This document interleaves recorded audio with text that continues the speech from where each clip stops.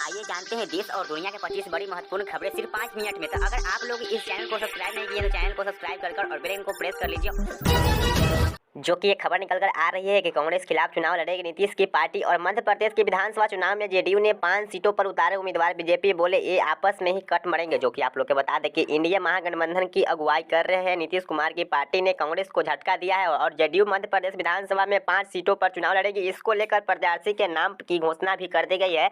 JDU के जिन सीटों पर उम्मीदवार की घोषणा की है वह कांग्रेस से पहले ही उम्मीदवार की उतर चुकी है। जेडीयू की ओर से प्रत्याशी उतारने जाने के बाद इंडिया गठबंधन के लेकर चर्चा तेज हो गई है। इधर बीजेपी ने कहा है कि इंडिया गठबंधन के लोग आपस में ही राजनीतिक रूप से कट मरेंगे। जो कि नीतीश कुमार की ताकतवर राजनीतिक चाल के रूप में राजनीतिक विश्व इसे देख रहे हैं। वहीं लोग आश्चर्य इसीलिए भी हो रहे हैं कि मुख्यमंत्री नीतीश कुमार ने इंडिया गठबंधन बनाने के लिए शुरुआती दिनों से एक्टिव रहे हैं। जो कि फिर इंडिया गठबंधन की पहली बैठक की मेहरबानी भी पटना में किए हैं और इसके बावजूद मध्य प्रदेश में जेडीयू अकेले चुनाव लड़ने का फैसला ले लिया है।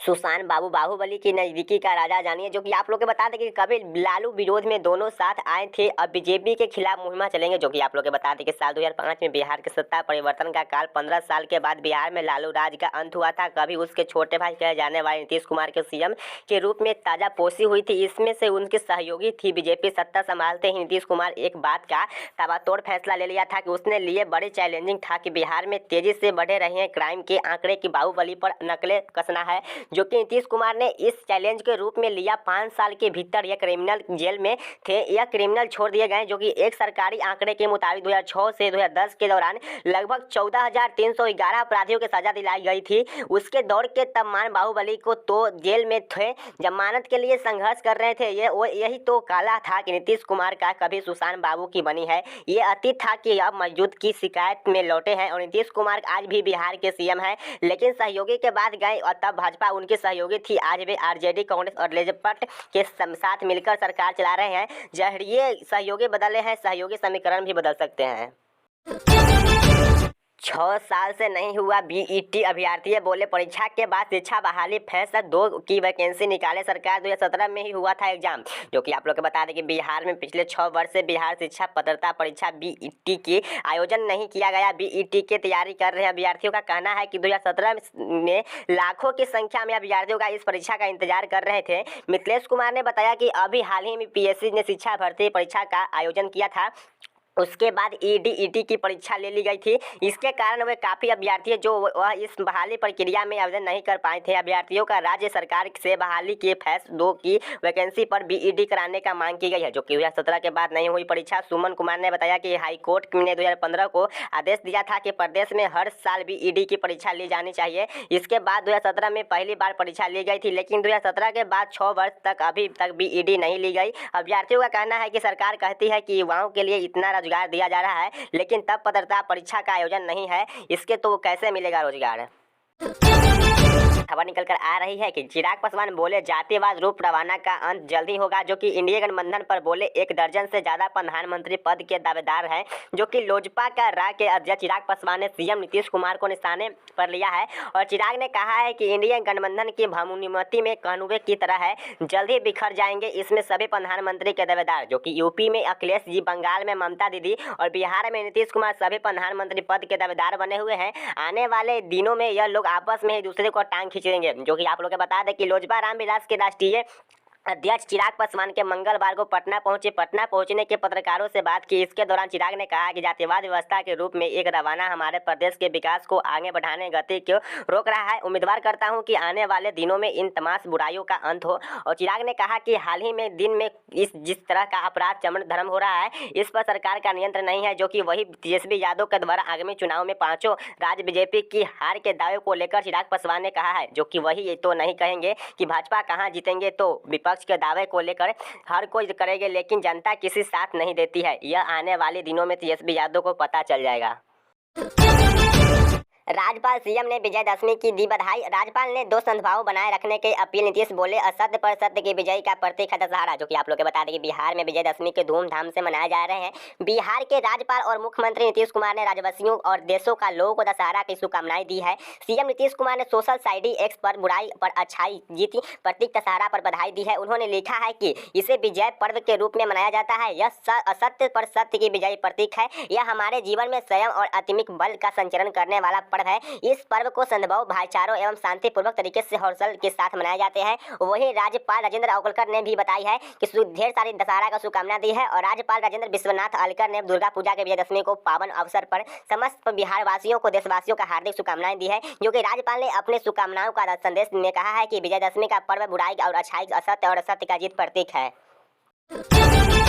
लालू यादव बोले तेज प्रताप मेरी नहीं सुनते हैं, चिंता होती है तो। जो कि दोनों संकार से वृंदावन चले जाते हैं। जो कि बेटा तो है तो कह सकते हैं। जो कि तेज प्रताप यादव मेरी बात नहीं सुनते हैं। वे कृष्ण भक्त हैं। जो कि मैंने वृंदावन फ्लाइट से जाने के लिए कहता हूँ, लेकिन ये अपने दोस्तों के साथ कार से निकल जाते हैं। आजकल के लड़के कहीं किसी बात नहीं सुनते। मैं पिता हूँ, इसीलिए मुझे चिंता होती है। लालू यादव बेटा तेज प्रताप के साथ सोमवार को बिहार आर्ट थिएटर में रामलीला देखने पहुंचे थे, जहां मंच से उन्होंने यह बयान दिया था कि मंच पर लालू यादव के बगल में मंत्री तेज प्रताप भी बैठे हुए थे।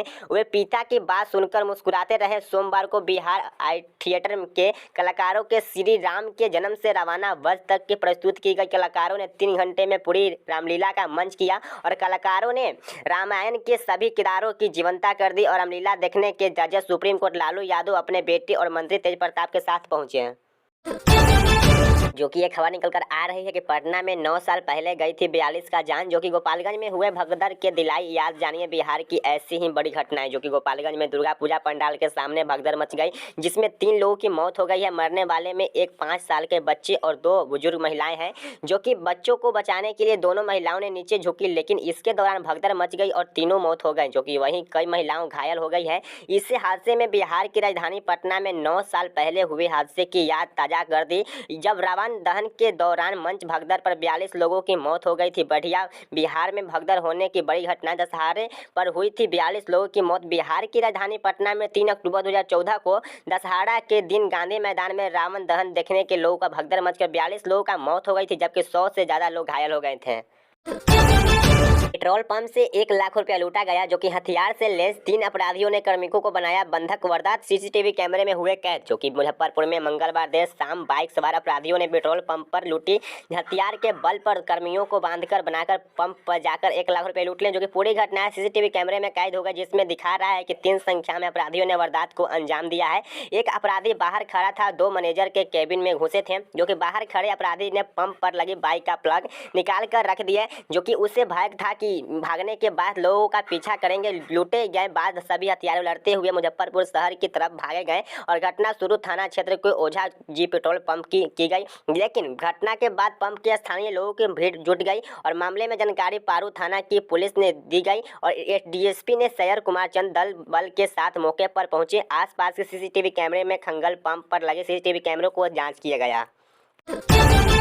3 बीघा में सिंघारे की गई खेती कर रहा है पूरा परिवार। भोजपुर में 50 वर्ष से कर रहे हैं खेती। डायबिटीज, बीपी जैसी कई बीमारी के लिए फायदेमंद। जो कि बिहार के एक कृषि प्रधान राज्य माना जाता है। यह अक्सर उड़द, मूंग, चना, मटर, मसूर, खेसारी, आलू, प्याज, बैगन, फूलगोभी और फसलों में अनानास, लीची, आम, केला और अमरूद एक महत्वपूर्ण उत्पादक है। लेकिन इन सभी के साथ एक उत्पादक जो भारी मात्रा में किसान खेती कर सकते हैं, जो कि अपने पानी फल का नाम तो सुना ही होगा। ज़्यादा लोगों का इस फल को सिंघारा नाम भी जाना जाता है। बिहार के किसान बारिश के साथ ही सिंघारे की बुआई कर रहे हैं शुरू। जो कि इसकी बुआई के पानी के अंदर होती है। खेत में कम से कम 2 फीट तक पानी की भरी होनी चाहिए। आमतौर पर सिंघारे के लिए छोटे तालाब, पोखरा में बीज बोया जाता है, लेकिन किसान अब खेतों में गड्ढे बनाकर अपने पानी भरकर बुआई कर रहे हैं।